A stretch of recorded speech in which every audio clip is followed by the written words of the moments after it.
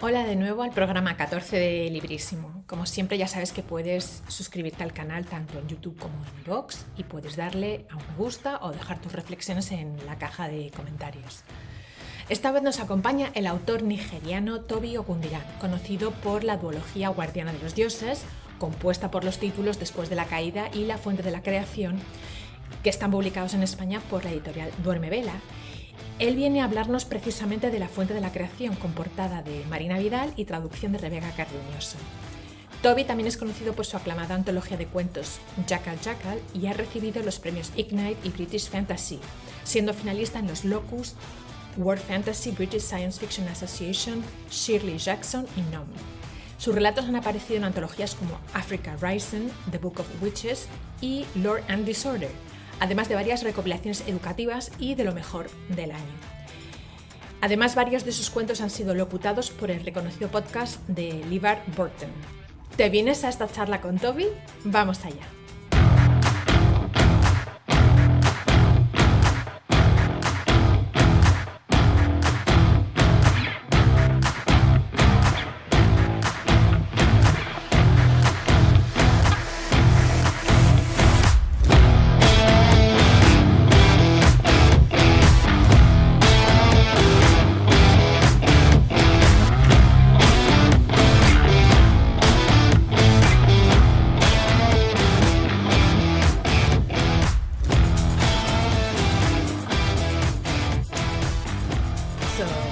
Welcome everybody, and I'm super excited to bring you to Librísimo, Tobi Ogundiran. Thanks, Tobi. Hi.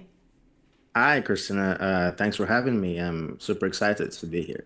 And we're super excited to have you because actually the whole excuse to have you here in Librísimo is the Spanish edition of At the Fountain of Creation, which in Spanish is going to be La Fuente de la Creación. And I'm going to say just a couple of things. The illustration of both this book and the previous one, because this is part of a duology. So the first one, In the Shadow of the Fall, Después de la Caída, both illustrations are by Marina Vidal. We are very good friends and fans of her. And also the translation is from Rebeca Cardeñoso. So kudos for both of them. They've done a great job. And the first thing we ask everybody who comes to Librísimo, as you know, the readers, the viewers, and the listeners that listen to Librísimo as a podcast is, why did you decide to title it At the Fountain of the Creation? At the Fountains of Creation, it, I decided to title it that because it references something that, a very important part of the book, something that has bearing not only on the book, but on the duology as a whole. And, when readers read it, of course, they're going to understand exactly what this Fountains of Creation is. So I thought that was most appropriate to sort of capture the essence of the book. But also, I thought it sounded really, really interesting. It sounded mysterious at the Fount of Creation. And it kind of goes with the first book, In the Shadow of the Fall, at the Fount of Creation. That is something, especially, Western publishers like to do. The one books in the series to sort of have rhyming or to follow the same titling pattern, book one. And I thought it sort of, ticked off all the boxes. It references something really important in the book, goes really well with the first title, In the Shadow of the Fall, and it sounds really cool on the whole. So yeah, that's how I came about that. And both this book and the previous one, In the Shadow of the Fall, are part of the Guardian of Gods, which in Yes. Spanish is La Guardiana de los Dioses. So you understand a little bit there, because in English you wouldn't know if it's male or female, but in Spanish it's pretty obvious. Okay, And okay. so this is a series, and it talks about. So before we get into the main themes and ideas, I just wanted to know, I'm very curious about this. When do you remember when and where were you when you had the idea of this series? Yeah. Um, it's I didn't initially plan on making it a series. It started originally as a short story, which got published in 2020 in a magazine called Fire. It's a black speculative fiction magazine. And the reception was really, really good. You know, readers loved it. They were like, they wanted more of this world. And one of my very good friends, you know, he had a reread of the story and he just tweeted. This was sometime in 2021, I want to say, I think December 2021-ish, that, you know, if you happen to write a novel or a novella in this world, I would happily read it. And it was like, you know, say less. That's what I'm gonna do. And I'd written the short story in such a way that, you know, there was possible it was possible to expand on the world, on the story, and I already sort of had an inkling of what I would write if I were to ever visit the story and try to expand it. So it was kind of easy for me in that respect, and I decided to write a novella because, you know, it seemed obvious to me that there would be a ready readership for the story. Let's talk a little bit about the characters. Are very interesting. I'm Mhm. I'm not sure I'm gonna pronounce it. I would love you to pronounce the name of the protagonist because I'm not gonna do it well. That's Ashake. Ashake. Well, okay. So who is Ashake? Ashake is a young, precocious woman who's training in a temple of Ifa to become a priestess. She's an acolyte. She's training to become a priestess so she can go out into the world and sort of serve, you know, the Orisha. And the Orisha are basically the gods in the pantheon of the Yoruba. And at the very beginning of the series, at the beginning of In the Shadow of the Fall, she is in a position. I'm trying not to spoil Yeah. it for those who have read it. So she's in a position where she really wants something, you know, something that has come easily to her peers, and she, you know, decides to take matters into her own hands. She decides to trap the soul of a god of an Orisha and ask questions, and she, you know, performs the ritual and the ritual goes wrong, it goes awry. But in performing the ritual, she receives a vision, but also alerts a powerful enemy sect to her location. And that's sort of, you know, that's the inciting incidents for the series as a whole, really. Yeah. And then we have the god killers, and the teacher. And I would without giving too many spoilers, who are they? The teacher is the main antagonist of the series as a whole. A really charismatic, if I do say so myself, terrifying villainous character, and the God Killers. You know, as their name says, they're basically a sect. They're the followers of the teacher, really. They're his minions. They do his bidding. They have an aim, an ethos, which they're trying to achieve. And the God Killers, to a lesser extent, are also antagonists in the series, and they sort of work together, sometimes not together, in a really interesting and complex relationship to achieve their respective goals. I thought it Yes. was interesting that the antagonist, I'm not going to say villain because I don't think it's accurate villain, but the antagonist is called the teacher, as if the opposite of what the followers of the Orisha are had to be something like in the knowledge, as you know, as a teacher, the seeker of knowledge, as if they Right. are opposite things, which is not exactly like that. You have to read the book, guys, first to make Please, sense yes. of all this because it's super interesting. But what was amazing to me, and I think I'm not the first person who tells you this, is that even though the antagonist is very clear is the antagonist, and many conflicts happen because of him, you kind of sometimes understand what he is trying to do, and even could maybe take his side many times. Or I found myself taking his side many times, thinking, well, what he's trying to do, even though it's the means are wrong, the end it may not be wrong or totally wrong, but Right. that's, I don't know if this is something that you intended, like you wanted people to really be, doubting and reflecting. Absolutely. Yeah. Yeah. And I'm really glad you picked up on that. It is something, readers and reviewers have also picked up on, and I'm really, really glad to hear that.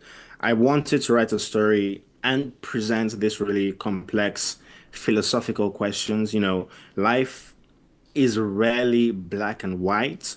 Human beings are complex, contain multitudes, we're really nuanced.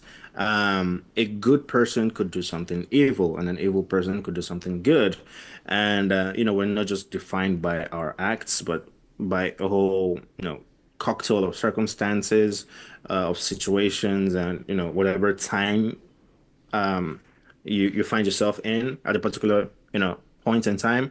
And I really wanted to craft a an antagonist, not a villain, but an antagonist whose actions to him are justifiable, who is very methodical in his acts, and who's basically just reacting to circumstances that have been thrust upon him. And I think those are the interesting characters, are complex and well-rounded characters.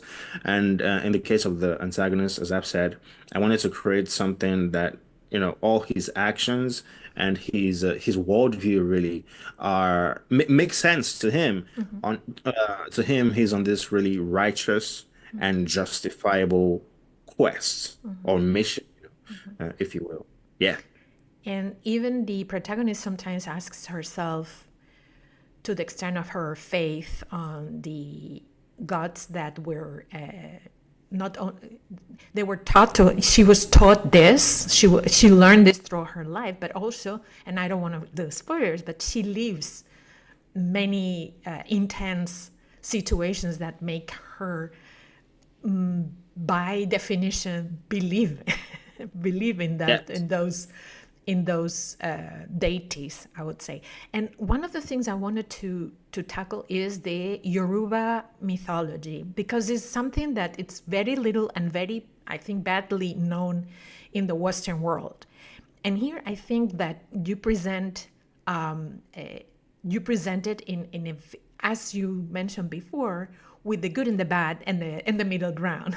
You present the beautiful and the ugly, in such a way that I think it is very very interesting, and I thank you for that, because we don't have many opportunities to see this mythology in fiction, in depth. And I wanted to ask you, why did you decide to use fantasy to tackle this theme? I mean, obviously, mythology and fantasy go hand to hand, but Exactly. why did you decide that you wanted to portray part of the mythology? What was so important? Yeah. I always thought, well, for a couple of years now, that, just as you rightly observed, Yoruba mythology, and it isn't really mythology because it's still like um, the religion is still actively practiced by some people, Yoruba peoples in Nigeria, but also the descendants of the transatlantic slave trade in Brazil and Cuba. They practice this religion. So it's still a cosmology as opposed to mythology. But yeah, and I thought it was really interesting that, we know so much about Greek gods and Norse gods, and these at some point were also religions, before they passed fully into mythology. And I thought, Yoruba cosmology is equally as interesting and equally as complex, if not more complex. And for me, it was a process of rediscovery because, again, I'm Nigerian. Nigeria is a state that is the product of colonization and all the ills that comes with colonization, as the suppression of culture, the demonization of your religion and culture and everything. So for me, this was a process of rediscovery to appreciate, these stories that we had, the various gods and their aspects, what they could do, how they sort of interacted with human beings, the space that they occupied in the cultural society of, the Yoruba society. Mhm. Yeah, so it sort of stemmed from the discovery of that. At the same time, like I've said, it's a religion that's still actively being practiced. Mhm. So what I've done is presented it in through the lens of fantasy. So Mm. I've taken some elements from the actual Yoruba mythology and cosmology, but also with my own creative and artistic, spin on it, so to speak, to tell this story which I really wanted to tell. Mm. Yeah, so that's how that came about. I'm curious about what was your biggest challenge in to when you were thinking to write or when you were writing the duology, and what was the easiest part? Wow. Okay. The biggest challenge, and I wouldn't say it was that much of a challenge. It's just the consciousness in the back of my mind, that this isn't fully mythology, right? That some people still believe in this and actually practice Mhm. this religion, and trying to portray it in a way that's, respectful, but at the same time, allowing for creative sensibilities and taking great creative license to, bend it in order to tell the story I wanted to tell. Mm. And one of the easier parts, or the best parts for me while drafting, is actually a scene in The Shadow of the Fall, where we have grills. Grills, for those who don't know, grills are West African oral storytellers or Mhm. history keepers. So for those, I think most folks know that before colonialism, African history was largely oral. It wasn't written. So Mhm. you have grills basically who memorize history and can recite it far back into the past. And these was the record keepers of society. And I really wanted to I've portrayed them in a fantastical way in the book, but of Mhm. course, it's stemmed in, real life history. And there's a scene towards the end of In the Shadow of the Fall where they tell the story, the real history of the world, and they sort of conjure, the actual events. In their telling of the story, they place you, so to speak, Mhm. in the real life recollection. So Mhm. it feels like you're an active player in events long, centuries in the past. And that for me was really liberating and exciting experience, both in the drafting and in the reading, several times over the course of while I revise it. And I think particularly because it captures the essence of the story I was trying to tell, in that um, we're constantly being told things by people, by friends or family or strangers, and much of the world as we know it, as we understand it, has been told to us. And then it really becomes, quite difficult to discern for yourself what is truth, what is lie. Has someone manipulated the real truth? Are they, trying to lead you astray? Mhm. Yeah, yeah. So that was a really, really interesting scene for me to write in the book. So I was gonna ask you to highlight one key scene, but I think you just did this one Yeah. in the at the end of the shadow of the fall, in the shadow of the fall. Hmm. Hmm. Um, I I'm always very curious about the craft itself of writing, and in this case, having so interesting names, at least interesting in my culture, in my own culture, which is southern Mediterranean, very close to Africa, but still Europe. How do you generally decide on the names of places and characters? Mm. So for me, particularly when it comes to this series, it's kind of a mix. Like I've said, it's not a wholly true to life representation of the Yoruba culture. It's sort of a mix. I've taken elements of Yoruba culture and added it with my own creative elements. So names of places, for example. Some places are actual real places in Nigeria. So we have Oyo or Ile-Ife, for example, the city Ile-Ife, which in the creation myth of the Yoruba culture, Ile-Ife is the first place, is the origin, the first land, I guess, that the first people settled on in the world. So I've taken that and infused it. The word Orun also um, in Yoruba means, sky palace, heaven. I've also taken that and infused that in the story. But there are also words which I've just made up for myself, like Inisha. It isn't really a place in, it doesn't exist. It's just a made up word. Then the names, Ashake is an actual Yoruba name. Ah, Um, yes, it's an actual Yoruba name, spelled slightly differently. I've sort of exoticized it for the purposes of, a fantasy novel. And then other names like Bafatai, I made up completely. It's not a Yoruba name. mm-hmm, Um, Iyalawo, Iyalawo, the mm-hmm. high priestess, that's an actual Yoruba name, and it means the mother of mysteries, basically, as I've translated it into the book. So yeah, so it's a mix of actual real names and made up names. Mm-hmm. I Yeah. liked also Doja. I don't know if it's Doja or Doya. I wasn't sure. Jola, yes, Jola. That was a made up name. Simbi also. It's so Simbi, yes, very, Simbi. very, I wouldn't say acoustic, but they sound nice. They sound right. They sound, even the protagonist is like, it has some gravitas into it. So it was very, I was having a blast having all those names that normally you always have books where people are called Jack, Mary. And it's I it's know. good to Yeah. have for a change, to have something that's more, that has a different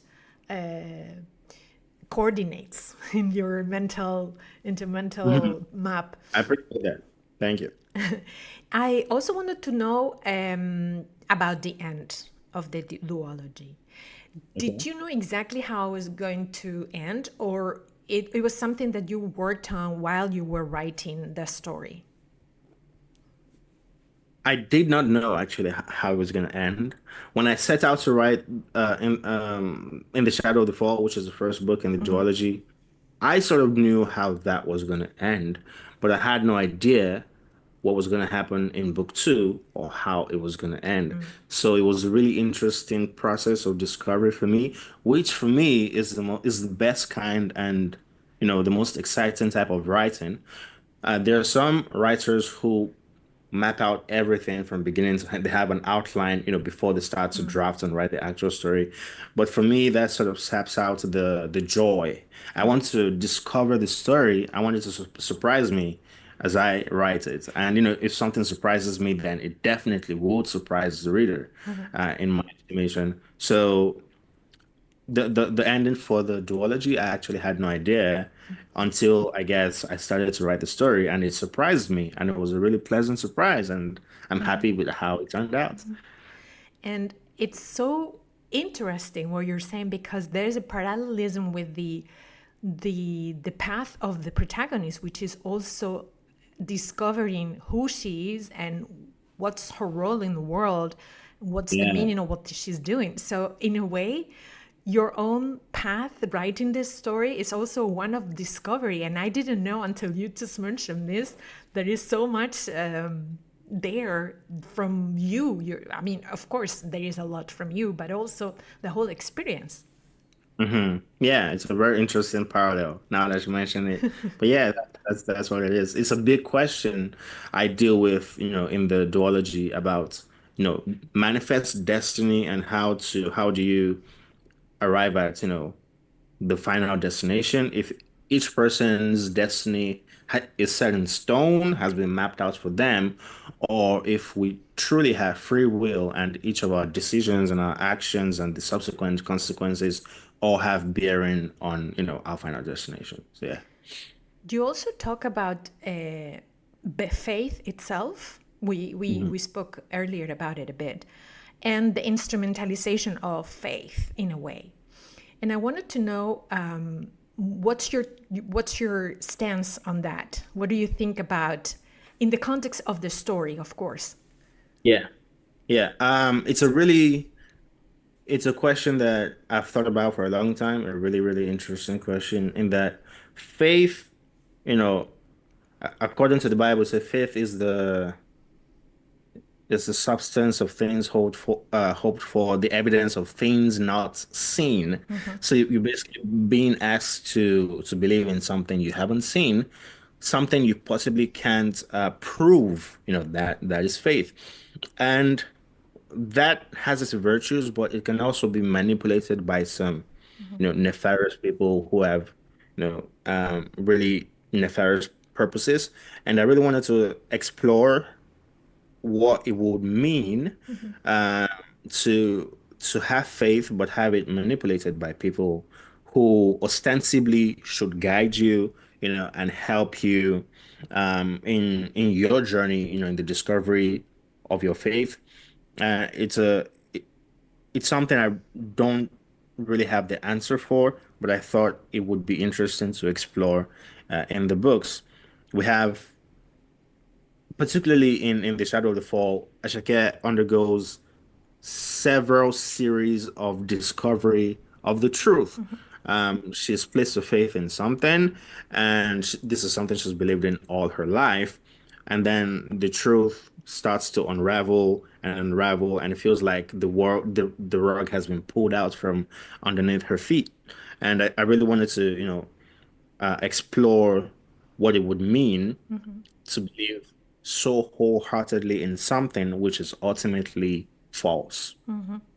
And I Yeah. think you can apply it to any set of beliefs. It doesn't have to be just the Yoruba Yes. cosmology or beliefs, because as I wanted to apologize, I didn't want to just to simplify and say it's just mythology. It's much more than that. As you said before, it's practiced by people, and respectfully, I want to apologize if I Oh, wanted no, no. to Yeah, if it sounds not at like all. I wanted to reduce it to some sort of old tale. No, no, it's something that's still very present.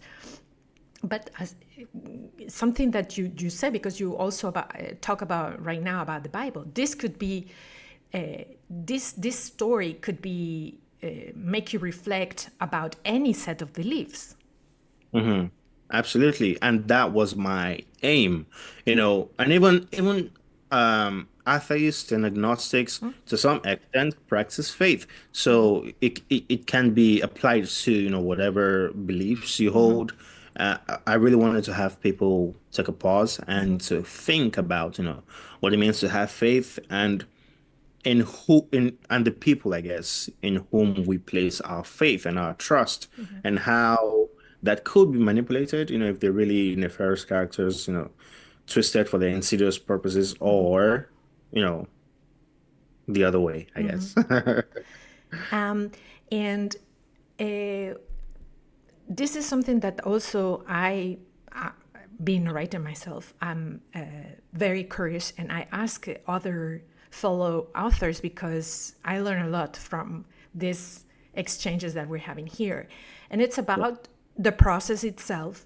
You talk about a little bit about the process being like you didn't know the end when you started to write. You knew more or less the end of the first book, but then you were building the story as you were working on it. And in terms of versions of the story, do you remember how many you roughly you worked on? Well, for In the Shadow of the Fall, because that was really an expansion of the short story I Mm-hmm. wrote. It was just one draft, really. Okay. There wasn't really, several versions. I think when I finally it got picked up by the English publisher, the English language publisher, and I was working with my editor. He asked me to rework chapter one to make it shorter and straight to the point. So we opened immediately with Ashake in the grove and trying to perform the ritual, and that was it, really. Not much. It's for the most part, I would say 95%. The initial draft is what you get as the final draft. Mm-hmm. For book two, it's also close to the same thing. I turned in a version to my editor, and he just asked for some clarifications, a few lines, a few paragraphs of, to expand maybe a thought or a scene or whatever. But it wasn't a case where I had to, scratch out a whole draft and Mm, rewrite from scratch or something like that. It was more or less done. And that's born from the fact that as I write, I like to revise as I mm, write. mm, So each mhm, day I come to the draft, I read over what I've done the previous day, tighten up the sentences, rework the scene until I'm satisfied with it, and then I move on to mhm. the next thing. I keep on drafting. So by the time I'm finally done, it pretty much works as is. Um, which is not the case I have with the current project I'm working on. I've had to scrap the entire book and I'm working again from scratch. Yes, Really? Wow.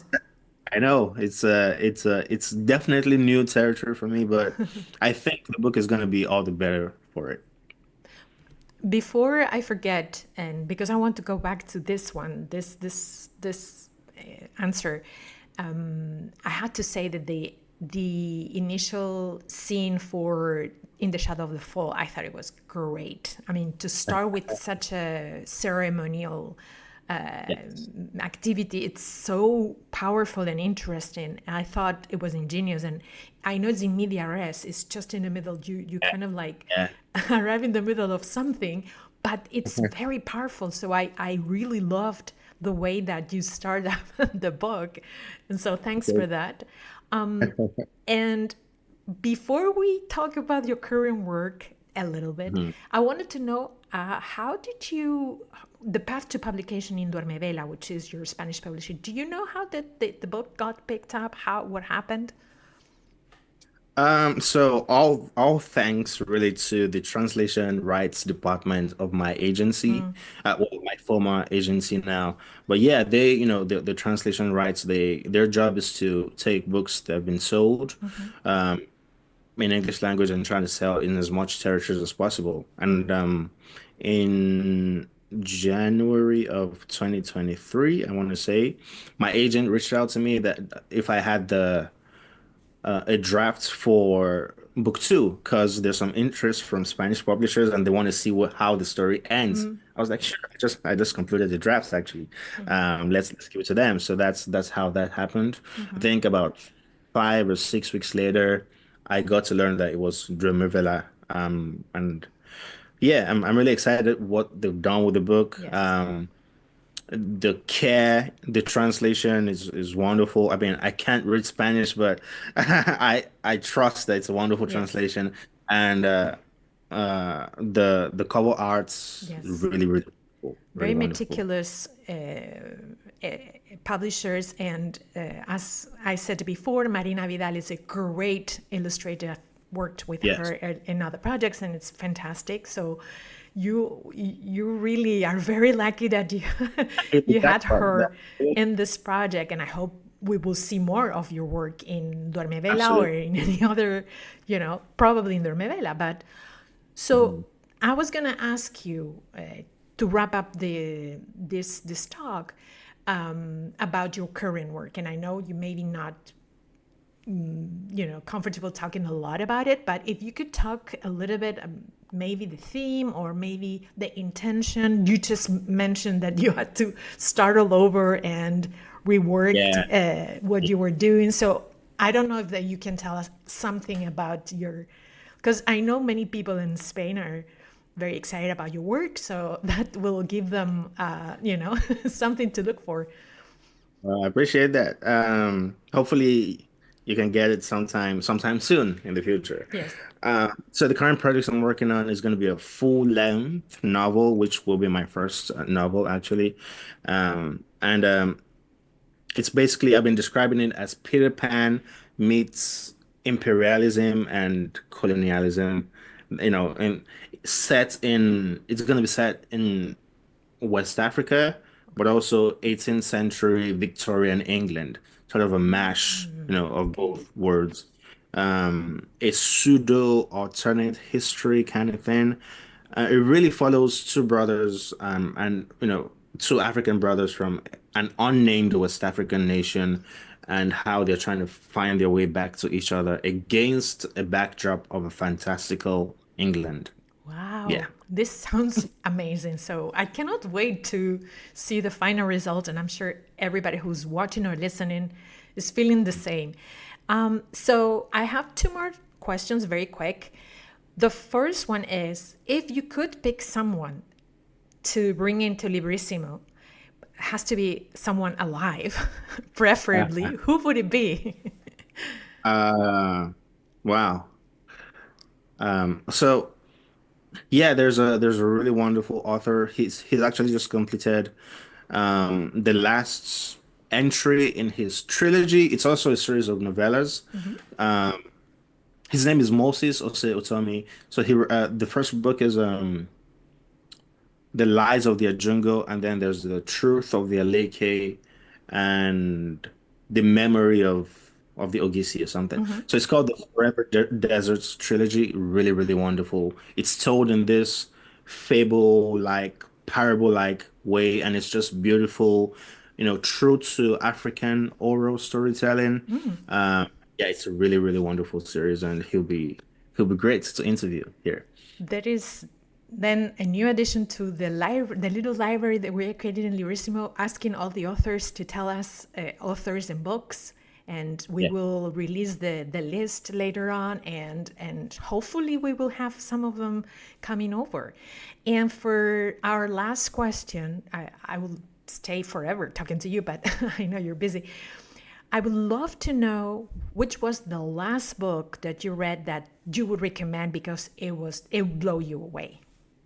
Blew me away. Yes.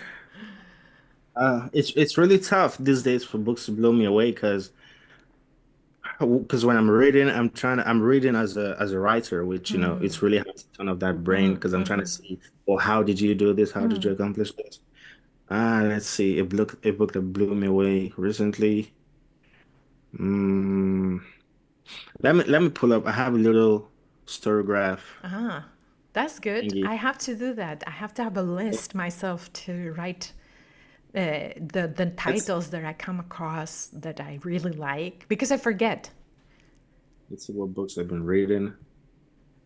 Because it's true what you were saying. It's not exactly the same when you're reading as an author.